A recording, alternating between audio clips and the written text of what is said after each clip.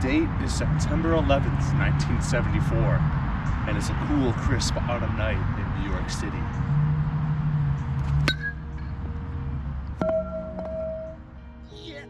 The MLB season is coming to a close, and the playoff picture is beginning to round into shape.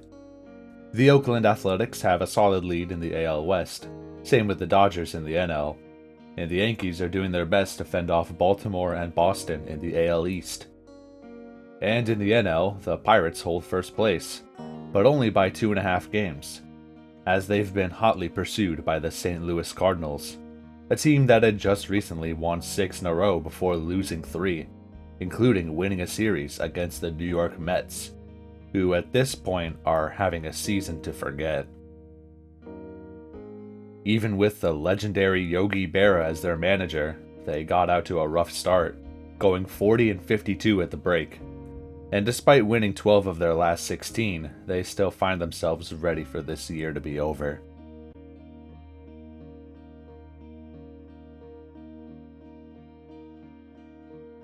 Two teams going completely opposite directions, and on this night, they would meet once again for the first of a 2-game set at Shea Stadium. An announced crowd of 13,460 fans filled the stands, as the Cardinals were trying to keep their season alive, and the Mets were counting down the days until its conclusion. Like, come on, surely there's more exciting games we could be watching, right? I mean, the Pirates and Phillies play tonight, as well as the Yankees and Orioles, twice. As the sun went down and the lights came on, there would be 14 games of baseball played on this day. And yet, even long after the clock struck midnight, one would still remain. For the Mets and the Cardinals would set sail on their odyssey.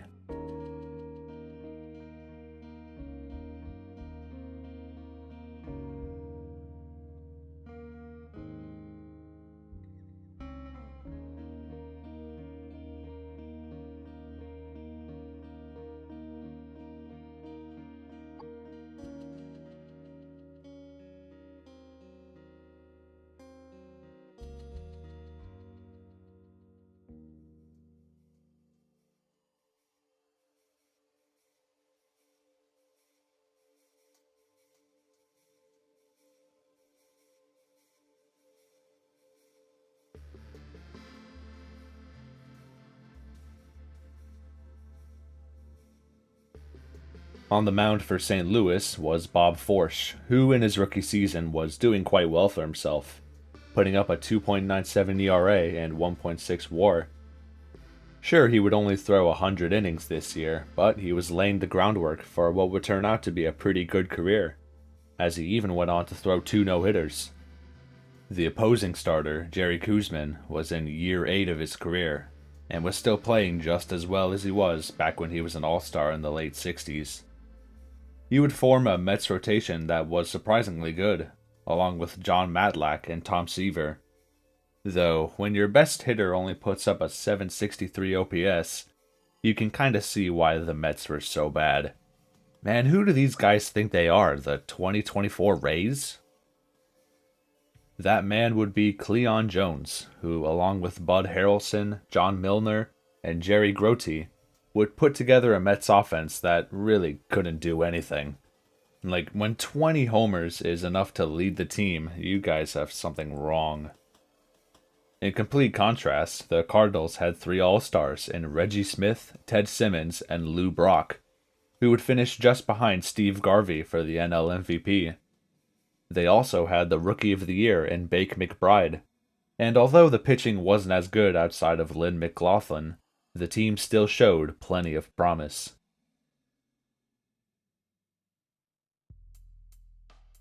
Sure enough, they would jump out immediately, as Ted Sizemore and Reggie Smith would both be walked, allowing Joe Torre to single and open the scoring for St. Louis. But the Mets would respond right back, as after getting 2 quick outs, Forsch would throw a wild pitch to allow Felix Meehan to advance to second, and he would be driven in by John Milner to tie the game. That would be all the scoring for a while, as the next 3 innings would go by quickly, with only 2 hits from the Mets, and none from St. Louis. They were still able to get Ken Wrights to second after a sac bunt, but Brock would fly out to end their chance. And the Mets would punish them immediately, as Meehan would single and Jones would crush a towering ball to left field to give New York a 2-run lead. Now trailing, St. Louis needed to respond, but they would remain stifled by Koosman, who even after they got second and third with no outs, he would still get Wrights to pop out to the catcher, and back-to-back strikeouts to further frustrate the St. Louis offense. In the 7th, the Cardinals turned to their bullpen, subbing in Mike Garman, but the team was still unable to generate anything as the game headed to the 9th.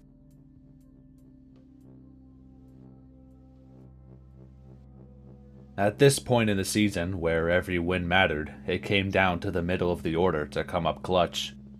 Simmons would get them going with a single, just their 4th hit of the day, and a wild pitch would bring him to second, but McBride would be caught looking for the strikeout, bringing up Ken Wrights with 2 outs. And, with only a 3% chance to win, he would deliver to keep their playoff hopes alive.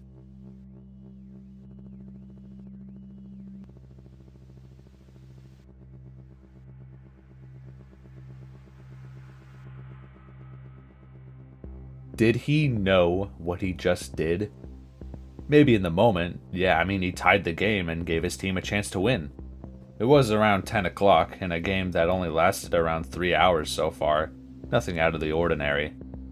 But unbeknownst to everyone in that stadium, that home run would curse these teams to toil in the night for an eternity. For as the Mets went down easily in the bottom of the 9th, the teams would venture into extra innings and into the unknown. To the 10th we go, and the Mets have also gone to their pen for Harry Parker, who gets the job done, as despite Brock getting a leadoff hit, he would be picked off trying to steal, and the rest would go down easily.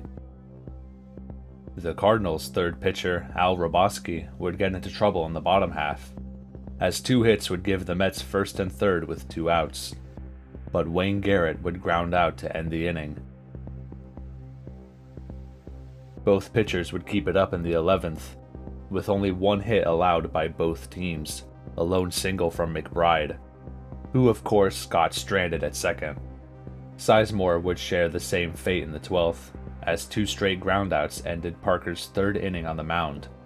Perhaps emboldened by his performance, the Mets would put something together in the 12th, with Meehan and Jones getting on with 2 outs. But Milner couldn't get it done like he had before, and the game remained tied.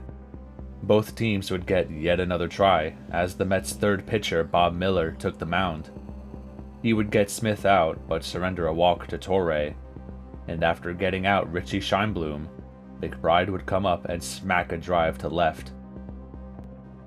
Torre, the 33-year veteran, decided to call the game himself, as he rounded 3rd and headed home.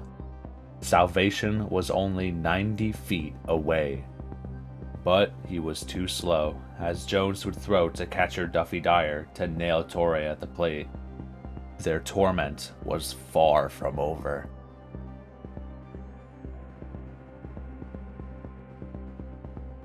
The Mets, similarly, had a great chance of their own, as a double and intentional walk set up 1st and 2nd with 1 out.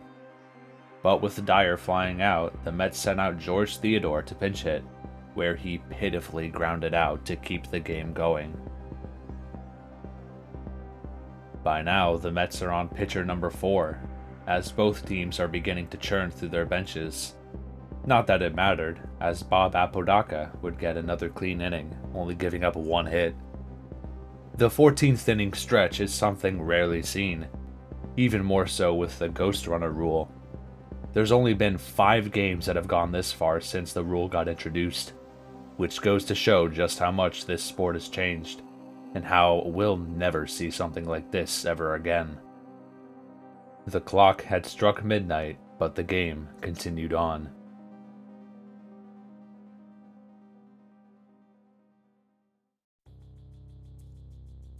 Sure enough, in the bottom half, the Mets had yet another chance, with 2 men on and 1 out. The Cardinals turned to pitcher number 6 in Claude Osteen, a man at the tail end of his career and was far from his best days. But he was able to come up big as he retired Milner and Garrett to send the game to the 15th. By this point, the energy in the stadium had plummeted. Most of the fans had gone home, and the players on the bench were feeling drowsy. Vendors had already packed up and left the stadium. While the American League had the rule that games can't go past 1 a.m., the National League did away with it, so there was no limit to be seen.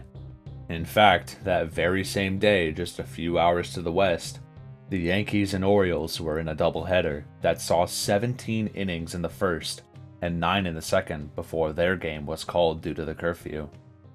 That left the Mets and Cardinals as the last team standing.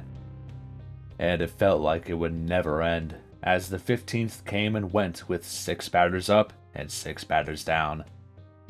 The 16th was much the same, although the Cardinals at least tried to score, as they once again had first and second with 1 out, and once again couldn't seal the win. And so, in the 17th, the Mets, with no one else to go to, summoned Jerry Cram from the bullpen, a man who was only called up a month ago and hadn't pitched in 2 weeks. Despite being a reliever, his prior experience as a starter made him a good candidate to go as long as the team needed him to, which at this point looked to be quite a while. His first inning was shaky, as a single and wild pitch gave the Cardinals another chance to win, but he was able to get out of it with 2 groundouts. On the other side, Osteen was in his 3rd full inning and still looked as sharp as ever, as he retired the side yet again. They played on and on, with Cram making quick work at the top of the 18th, and Osteen respectively doing the same. Cram would get his first and only big league hit that night, with a single to center. But as expected, he was left stranded on base. With 2 full games of baseball played, most players were relieved from their duties and sat aside as they watched the horror before them unfold.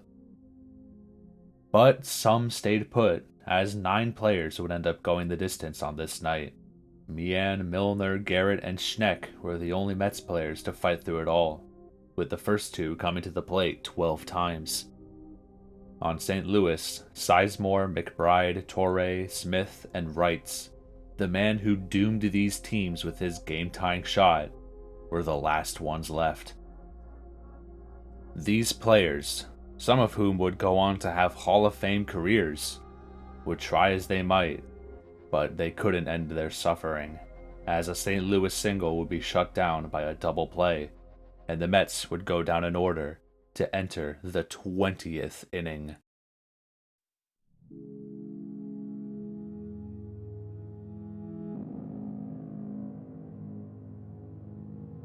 The last remaining fans got to watch some action for the first time in forever, as the Cardinals would get 2 men on before Smith would be picked off at second. Then, with Dick Billings at the plate, Yogi Berra would come storming out of the dugout, furious at what he thought was a bad strike call from umpire Ed Sudol. Ed would stand behind the plate and call every single pitch that night, for all 202 batters that stepped up. He was seemingly cursed by the Mets, as he was behind the plate in '64 when they went 23 innings, and in '68 when they went to 24. Now here he was for the 3rd time umpiring a Mets game that trudged on through 20 innings, and he had had enough, as he threw Yogi out of the game at 1:30 in the morning. The legendary ballplayer was forced to sit in the clubhouse and endure this pain alone to the bitter end. Sure enough, Cram got out of it, and Osteen would have another clean inning as well. As he went out for his 5th inning of work, pitching coach Rube Walker would continually ask if he was okay. But inning after inning, Cram went out there and threw lights out ball, and would always say he was fine. You get 3 outs, you go back in. You get 3 outs, you go back in. He was in purgatory, and as he got out from another leadoff hit in the 21st, he looked to be stuck there forever.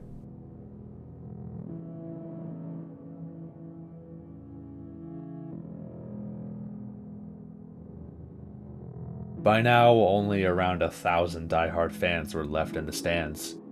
Most were probably drunk out of their minds. I mean, people were dancing in the aisles, 2 men were embracing each other, it was a party in the dead of night. Families were calling, worried sick about their missing relatives, unaware of the absolute delirium taking place. One lady who was listening on the radio in Manhattan was so captivated by the game that she drove out to the stadium, walked up to the still open ticket booth, and purchased 2 gift certificates for tickets to future games. The man at the counter, Joe Millian, was a student at Brooklyn College, and he had class at 8 the next morning. Emma Fuchs, the stadium's chief telephone operator, clocked in at 9 a.m. that day, and stayed after the relief operator never showed up. And 17 hours later, she's still at the park. Ralph Kiner, the Mets broadcaster, had to sit in the studio waiting to conduct the postgame show, as the crew had to change the film constantly every time it seemed this game might finally come to an end. But nobody was more stunned than the commissioner of the league itself, Bowie Kuhn, who was at this game with his wife to watch Lou Brock, who had just broken the record of most stolen bases in a single season in the modern era, and was trying to add on to his mark. He would eventually finish with 118 steals, which held the record for 8 years until the king of stolen bases came along in Rickey Henderson. On this night, though, he would go 1 for 9, and would be caught trying to swipe bag number 106. In the 19th, he was subbed out of the game, though Kuhn and his wife would stay until the bitter end. In the 22nd, the Mets blew yet another chance, with 2 men on and 1 out. That's like, what, the 10th time that's happened now? It's like these teams are trying not to score. St. Louis hasn't gotten anything going for the longest time, as Cram is absolutely mowing them down. In the 23rd, he retired the side once again to complete his 7th inning of work, and he's only given up 5 hits. In the bottom half, the Mets would once again get something going, as Dyer would single the center, and Cram would reach on an error. With 2 men on base once again, Ken Boswell smacked a ball towards the first base line. If that ball gets by, it would be over. This hellish nightmare could finally end. But Joe Torre was not about to let that happen, as he dove and caught the ball to rob New York's win. But the trouble wasn't over yet, as Osteen would be relieved after 9 innings of his own for Sonny Siebert, a starting pitcher. He would walk Mian and faced Jones with the bases loaded and 2 outs. Surely they could score here. Please, God, Mets, score and end this.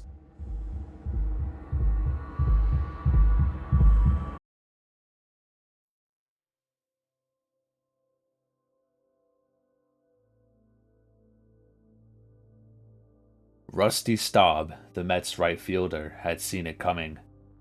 After all, he played in that 1968 game against Houston, where the Mets went 24 innings just to lose. And now here he was, 6 years later, watching it happen again.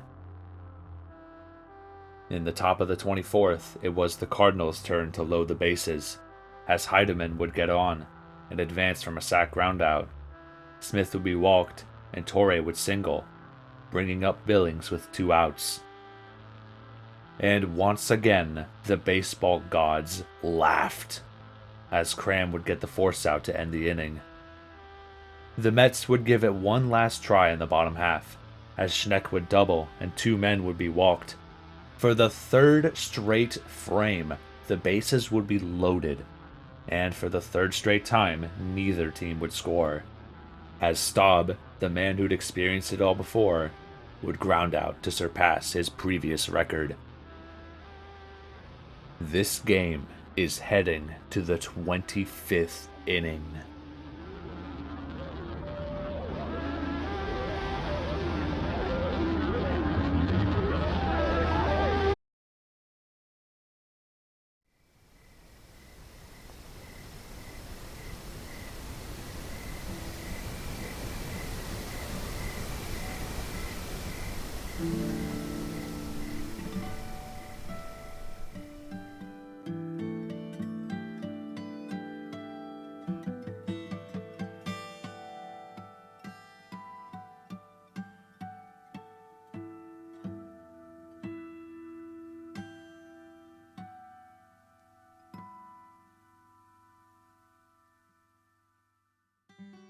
It's almost 3 in the morning now.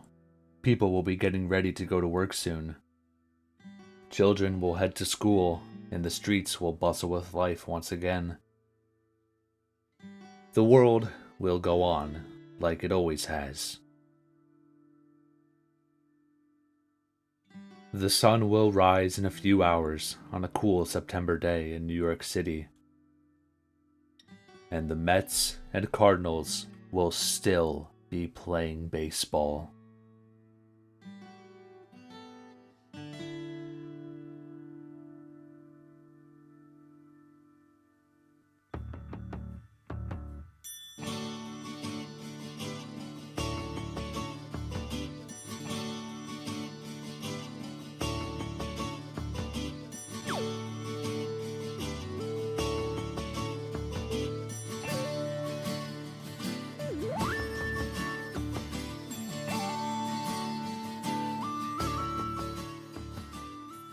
At the very least, Jerry Cram would be relieved of his duties for Hank Webb.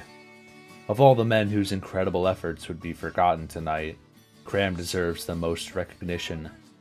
A prospect who would go on to have a disappointing career shined on this night, throwing 8 scoreless innings with nothing to show for it. He gave this team everything, and they couldn't even give him one measly run in return. And when he had nothing left to give, the New York Mets crumbled along with him. It's the top of the 25th inning, and McBride would hit a single to get on, and Wrights would step up to the plate. Webb was well aware of McBride's speed and looked to try and stifle any attempts at stealing second base. He turned to try and pick him off, but fate would not smile on him this night. As the ball sailed right past Milner's glove and bounced off the outfield wall, and McBride took off.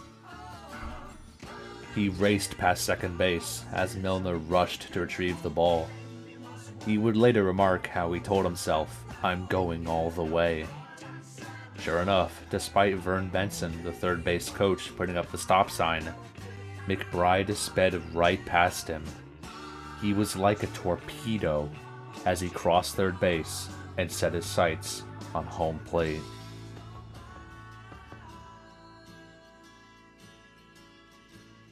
Salvation was 90 feet away. Catcher Ron Hodges would field the throw from Milner, but he would drop the ball, and McBride would slide in behind him. It finally happened.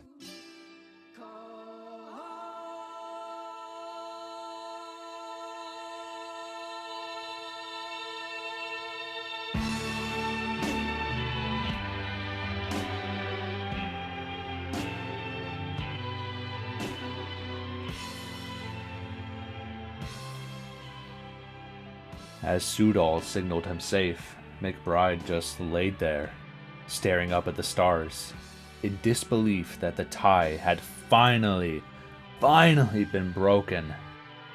"There was dirt in my eyes, dirt everywhere," he said.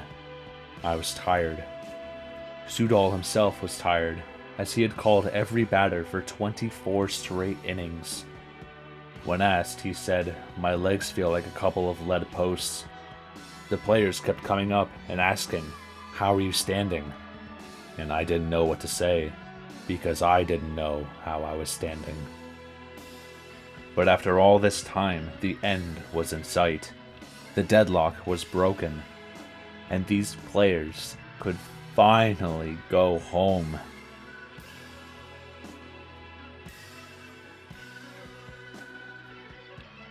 But they had to clear one last obstacle first, as the Cardinals would be retired and would have to face the top of the Mets lineup and the bottom of the 25th. But Siebert walked to the mound determined, as he got Boswell and Meehan to fly out. Rookie Brock Pemberton would hit a single to keep the game going, and also record his first big league hit. But all it took was one last pitch to etch this game into the history books forever.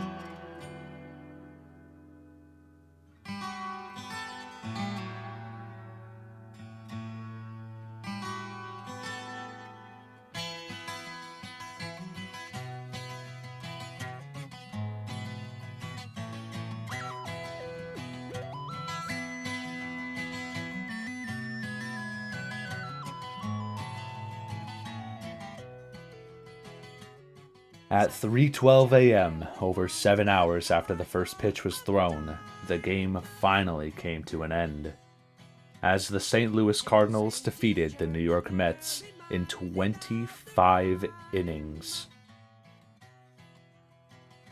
It's a game that, in the grand scheme of things, doesn't matter at all. St. Louis would fall short of the playoffs, and the Mets would finish the season by losing 8 of their last 10. This game isn't the longest ever played, not in terms of innings. That honor goes to the 1-1 game from last episode that went 26. Nor was it the longest in terms of total time, as the White Sox and Brewers would take 8 hours to complete their game, though it was paused and resumed later. Hell, you can even say all these games were dwarfed by the unholy 33-inning affair between the AAA Pawtucket Red Sox and Rochester Red Wings, which also had to be suspended. But that's a story for another time. However, this game does stand as the longest continuous game, a grueling exercise of endurance and futility that stretched both teams to their limits as they played long into the New York night. For some, there was jubilation, as Torre joked about how it was the fastest 25-inning game he'd ever played. For others, there was devastating defeat, as Cram slumped in the clubhouse, still wearing his jersey and sitting in silence. The fans who stayed, who were still chanting "Let's go Mets" into the wee hours of the morning, went home empty-handed. The workers, who usually take 6 to 8 hours to clean the stadium after every game, had to stay until 9:30 to finish their work. Sure enough, the very next night, these two teams took the field and played again like nothing had happened. Even after the absolutely unthinkable, baseball continues on, like it always does.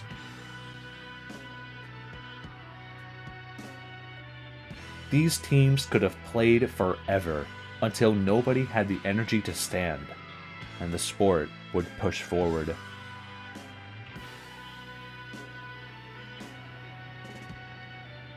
Others have limits to their suffering, but not baseball.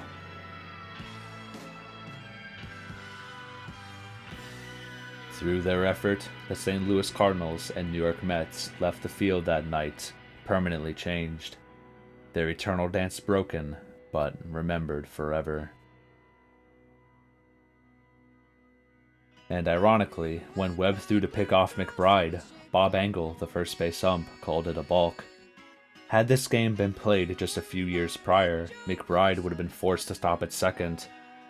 Seeing how no one else reached base that inning, he might not have scored, and the game could have continued on even longer. But perhaps the baseball gods had seen enough, and let these poor teams finally rest. They endured the long night, and earned the right to see the sunrise.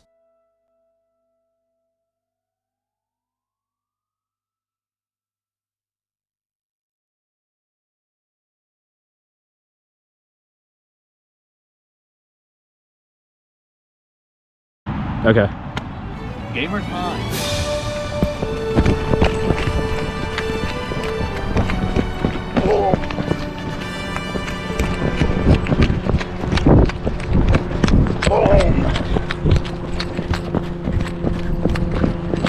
And he wins. The game is over.